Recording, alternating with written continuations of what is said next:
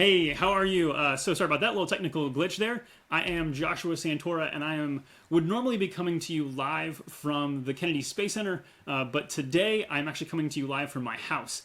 So as most of America and as most of the agency is experiencing, I'm working from home, but still trying to bring you great content, talking about things that are ongoing. We're making life work as best as we can. It's kind of a crazy time, but today specifically we're talking about Mars and the Martian surface. Specifically, we want to be talking about the Mars rover, Mars 2020, recently given the title Perseverance, named by a school at a Lake Braddock Secondary School in Burke, Virginia. Gave it this beautiful name. So this is part of the NASA at Home series we're bringing you. And it's not just me today. I have a few friends joining me actually. So I want to check in with them. So first up, we've got Kenna Pell. And Kenna is with NASA Public Affairs. She's up there on the top right-hand corner of your screen. So thanks, Kenna, for being here. How are you? Whoops, sorry about that. Try that one more time for me, Kenna. Said, hey, Joshua, can you hear me? Yes, we can. Yeah, sorry about that. We're good to go. Next up, we've got David Stafford. David, how are you today? Hey, Josh, doing well. Thanks for having me. Good, yeah. Both you and our next guest, Ben Marti. Am I saying that right, Ben? Yes, you are, Joshua. Awesome. So Ben and David both coming to us live, now actually from Florida. So usually they're located over at the Jet Propulsion Laboratory, NASA's Jet Propulsion Laboratory in California. But today they're in Florida. But before we dive into their stories, Kenna's going to duck out here. She's keeping an eye on the questions that we've got going.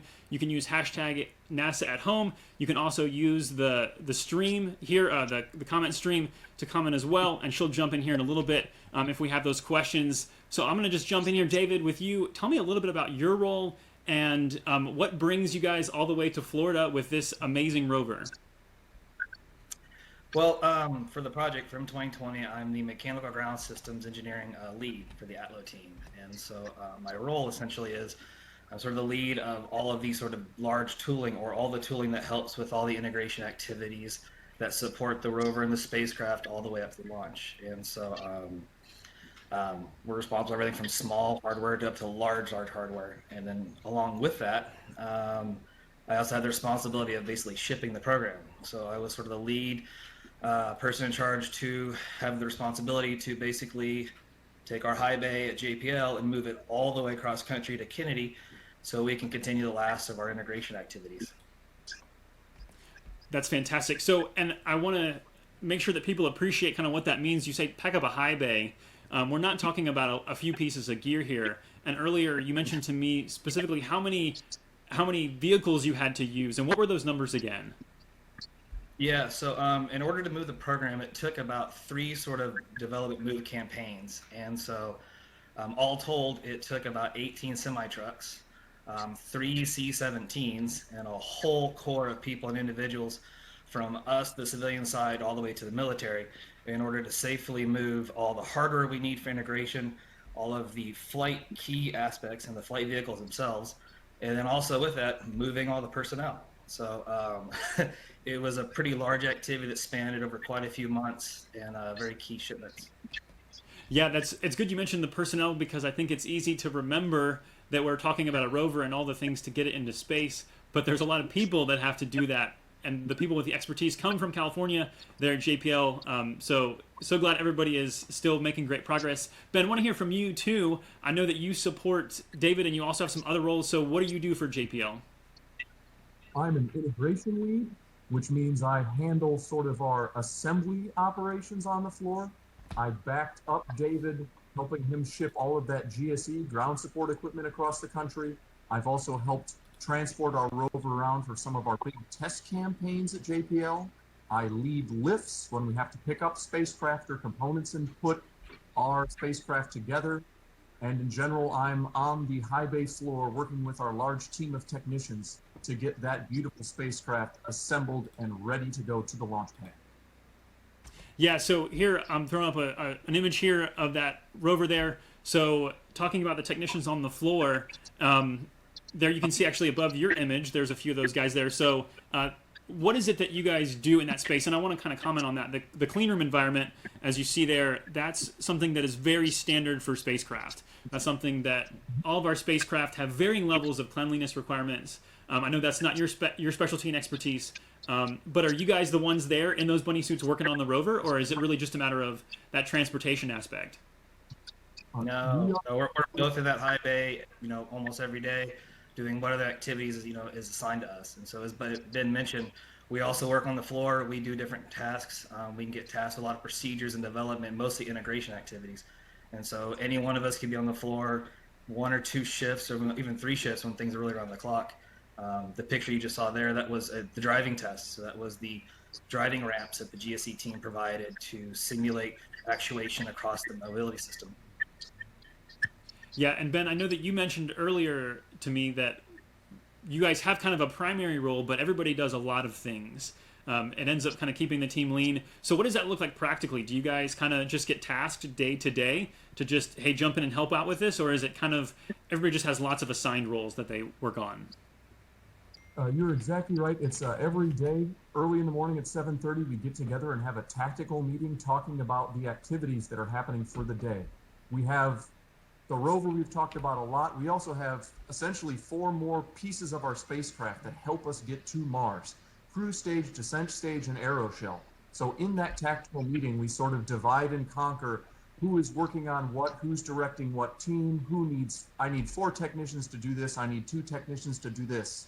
And engineers write procedures to handle those specific operations, but you may not be running a procedure you wrote. My buddy Ryan may give me a procedure that says, here, you go grab these techs and install this electric box. So we do have a very dynamic role on the floor. That's awesome. So thinking about kind of transporting across the country, you're talking about these giant aircraft and these giant tractor trailers that are moving. So there we've got you guys on screen showing some of the actual operations. So what's it like once you get on the ground? How difficult is it even to just go a few miles from an airplane to the clean room environment? Well, it's pretty challenging. These boxes you see in front of you here are no small task. Every key system was sort of put in a special containment box or container fixture that was designed specifically for on-the-road transport, and then also, as you see here, on a C-17. Each box, each sort of containment vessel has cleanliness requirements and protection requirements. They are tested, they are proof tested, they are even road characterization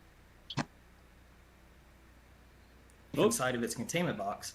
And then we do extra due diligence to make sure that we handle with care. Definitely a fragile item. Yeah, no, certainly a handle with care thing. So I know you both mentioned to me earlier that this is your first major mission that you're working and supporting, which is phenomenal. I think you said 4 and 5 years you guys have been around with JPL, which is great. We're targeting a July launch with a planetary window of only a few weeks long. But I want to ask you guys, what's it like? How do you feel? Like you're getting ready to help put a small car, essentially, on the surface of Mars. What's that like for you, Ben, and then David? I'll hear from both of you. It's a very exciting time. We've been working very hard, working long hours. There's a lot of personal sacrifice that happens to get a spacecraft like this to the launch pad. It's exciting, it's tiring, but we are looking forward to the end of this great adventure. It's going to be a very exciting day when that rocket leaves the Kennedy Space Center and we are on our way to Mars. Yeah, David, how about you? So as the ATLO engineer, we're kind of the last integrators, we're the last people that touch it. And basically, we have a whole lab in companies of people that's entrusting the final sort of delivery of the product to us in our hands. And then so we have the weight of the shoulders of everyone that has worked on this program. And then making sure we do our due diligence and everything to sort of get this thing to the finish line and get this attached on top of its rocket.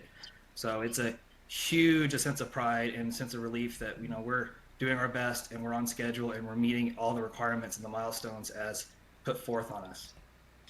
Awesome. Well, David, Ben, I don't want to keep you any longer. I know there's a lot of work to do. Again, targeting a July window. There's still a few months to go, but lots to be done. So thanks, guys, for joining me today. Thanks, John. Thanks for having us. And as you saw just a minute ago, I did throw up this URL. Please be sure to check this out if you want to get more information on this mission. It's mars.nasa.gov nasa.gov/Mars 2020. A phenomenal mission. Really excited for this. Cannot wait. But I do want to actually plug a couple other things today. I mentioned earlier the NASA at Home is a huge undertaking that NASA is doing right now. Understanding that there's a lot of people out there with opportunity to work on some things at home, whether it be with your kids or just for fun and entertainment. Specifically, I wanted to highlight one thing today. I'm going to do this every episode, pull something else out of here. This is actually a sample of a ebook on Cassini, another mission that was championed, kind of headed up, made happen by the Jet Propulsion Laboratory. A phenomenal story here, phenomenal imagery, just learning so much about Saturn. So super cool there. Also want to bring up a few highlights in social media this week. Hopefully you saw these things. We're getting ready to have the first crewed launch of from American soil in 9 years. So we're launching American astronauts on American spacecraft, on American rockets from American soil, and we're super excited. And actually thinking forward a little bit, this is for SpaceX's second crew flight. We assigned a couple new astronauts this week. Shannon Walker, congrats to her. And then we also had the announcement of the Japanese astronaut Soichi Noguchi will be joining them as well. So making up a 4-person crew, they'll be joining Mike Hopkins and Victor Glover. Again, so much excitement going on. And then we also had happened this week. Let me see what we got. We had the announcement of the Gateway Logistics Element Award. The first part of it anyway is to SpaceX. There you see the Dragon XL, which is yet to be built. So excited for that progress as we get back to the moon with the Artemis program. First woman and next man on the moon by 2024. And then all you NASA fans out there will love this. The worm has reappeared. So the worm has been found, our classic NASA icon there in red, pictured on the side of that Dragon, that Falcon 9 rocket, today. Woo! We will be flying this. That is part of that first crewed mission. So excited for that. Cannot wait. Again, lots ahead, lots more to come.